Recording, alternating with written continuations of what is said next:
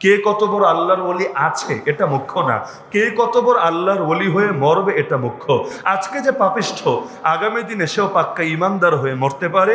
আজকে যে খুব ভালো মানুষ সে আগামী দিনে, আল্লাহ না করুন, আল্লাহ হেফাজত করুন, খুব খারাপ কিছু হয়ে মরতে পারে। হ্যাঁ, আল্লাহ কারো উপর জোর করে জুলুম করবেন না, চাপায় দিবেন না, কিচ্ছু না।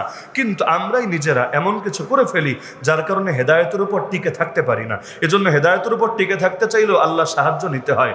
রব্বানা লা তুজিগ কুলুবানা বাদা ইয হাদাইতানা। একবার হেদায়েত দেওয়ার পরে অন্তরটাকে বাঁকা পথে নিয়েন না, বক্র করে দিয়েন না। ওয়াহাব লানা মিন লাদুনকা রাহমা, আপনার পক্ষ থেকে রহমত দান করেন, দয়া দান করেন। ইন্নাকা আনতাল ওয়াহাব, নিশ্চয়ই আপনি একমাত্র দাতা, আপনি ছাড়া কেউ দান করতে পারে না। নবী আরো কত সুন্দর সুন্দর দোয়া করতেন। ইয়া মুকাল্লিবাল কুলুব, হে অন্তরকে পরিবর্তনকারী, সাব্বিত কলবি আলা দীনিক, আমার অন্তরকে জমায়ে দেন, দৃঢ় করে দেন, অটল করে দেন, অবিচল করে দেন আপনার দ্বীনের উপরে।